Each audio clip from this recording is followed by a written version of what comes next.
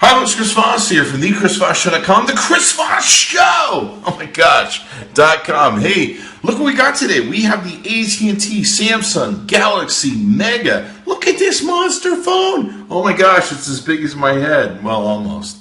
There's a few things that could be bigger.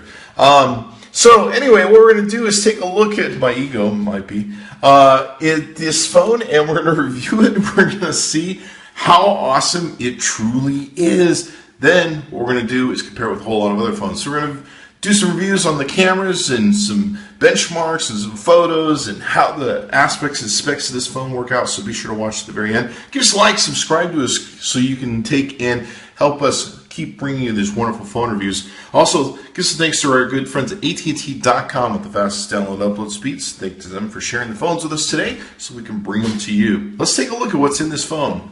Okay, so what we want to do is take a look at the camera action and everything that goes on with the camera. It has pretty much the same sort of style camera that you see with the Samsung Galaxy lineup. It's got an 8 megapixel camera, and of course you've got full customization where you can customize all sorts of different things, limit for MMS, etc. It doesn't seem to have the fast and slow that you have with the recording for video that you find with some of the other Galaxies. I was kind of amazed that wasn't in there. So where you're getting the bigger screen and everything else, some of the features aren't quite the same that you would find in the other ones. 1080p, of course, video size recording. You can choose, as you can see here, different photo sizes that work for you. 8 megapixels down to 6, 3.2, 2.4. You have the GPS tag, ISO, white balance, exposure value, flash, all those different things you can take and do on it. And of course, you can control it. You have the modes, which is the really cool mode system where you can choose between auto, beauty, face, best photo, continuous shot, best face, shot and sound, HDR, panorama, sports, night, auto.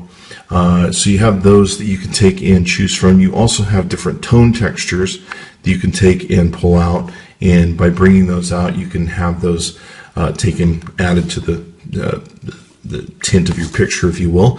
You, of course, have 4 times zoom that you can take and utilize. Okay, so let's take a look at the pictures that the Samsung Galaxy Mega gets, and as you can see here, it takes really good pictures. Focuses really well. Pretty much everything you expect from a Samsung Galaxy 8 megapixel camera. Same picture camera you find on the Samsung Galaxy S3, etc., etc. There might be some small technical improvements to it, but other than that, it gives great pictures and great video. The nice thing is you have a beautiful giant screen in order to watch it from, so that makes a difference. Now it's recording at 1080p, but on the screen you're going to only see 720p. So even as good as your recording is, it's not going to be as good as what you're going to see when you upload this to, say, YouTube or show it on a 1080p screen. The screen size here for this is only 720p on the camera. So here you can see is this is a darkened room that we shoot in. So we're testing the lamp flash on how well it can light up a room and take a picture in focus. So you can see here it did an incredible job. Lit up the room well, took a great flash, and away we go.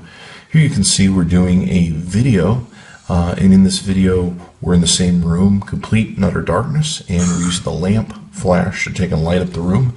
You can see here it does a really, really, really good job. Next up, what we're going to do is take a look at a shot that we're doing in complete darkness in my kitchen. This is a complete and utter darkness, and you can see here it takes an incredible flash photo and is able to focus on the subjects. You can even see some of the detail on the fridge over here, etc., etc. The detail on the door. Does a really, really good job. Video-wise, does a fairly good job. I mean, you're not going to get good video like this unless you have a professional unit. But you can see here it really lights up the room. And I got to tell you, for all the phones that we test, this does a really, really good job at lighting up the room in a big room like this and being able to show what's inside of it. So I think the camera is a great camera. Does a great job. It's a Samsung Galaxy camera, and you can't go wrong with it when it comes down to it. It's got a beautiful big screen that you can really enjoy the photos and pictures and videos that you take.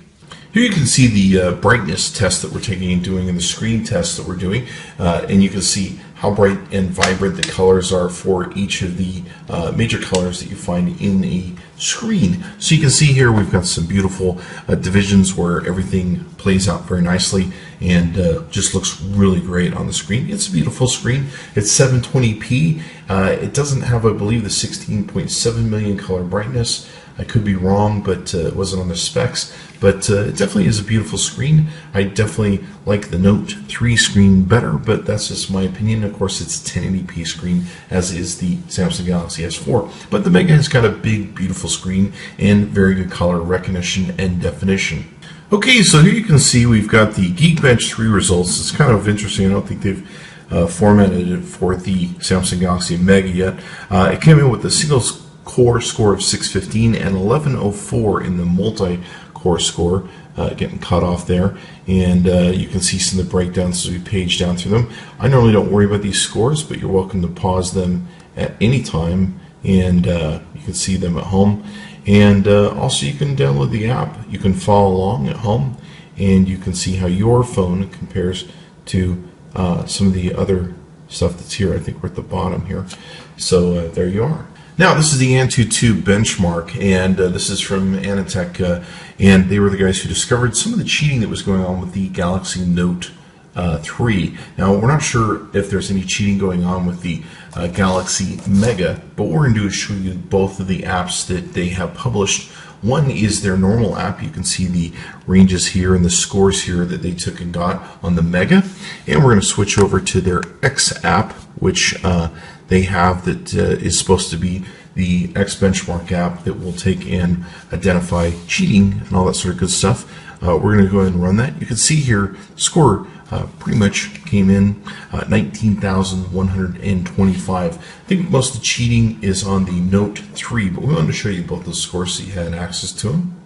Okay, so here you can see the 3D Mark benchmark test. Now this is the Ice Storm Unlimited test that we've taken and done here.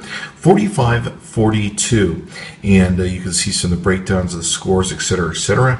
Looks like some of our data here is missing, so I'm not sure how accurate this is, or if the 3D Mark has been updated or made for the Samsung Galaxy Mega. So I'm not sure how that's turning out, but there's the data for you to take a look at. Okay, so what we're doing here is the billion counter app test. What we're doing is testing how fast the processor can count to a billion. So it did it in 13.292 seconds. This is the CF Pro version 1.3 benchmarking app, and as you can see here, we've done a full benchmark with this. You can look at some of the individual numbers if that's your thing. I usually don't worry about these. The main thing I'm looking at for is the overall score. The overall score came in at 13,399. You can see the native and Java scores here, if that's your thing, and you can kind of see how it ranged up against some other devices that are out there in the marketplace. Here we have the GFX bench 2.7.2 benchmarks.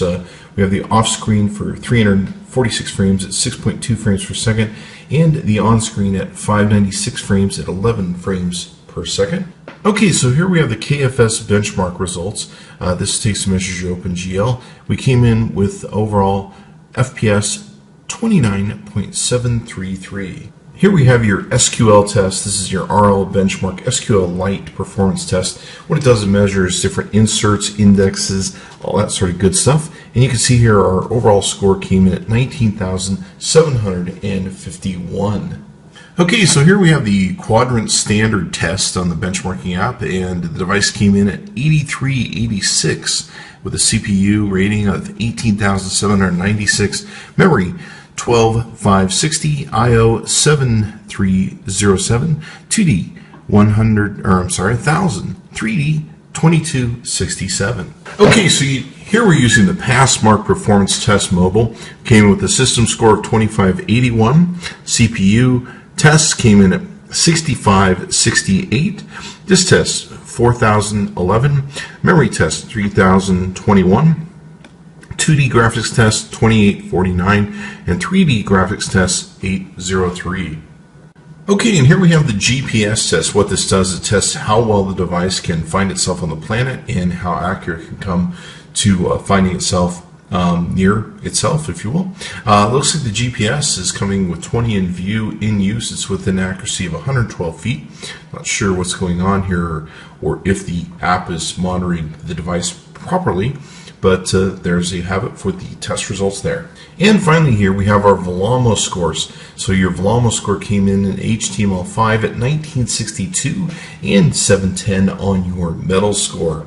Okay, so there you have it. It's the AT&T Samsung Galaxy Megaphone. Wow, Megaphone. I never thought of it that way. You could.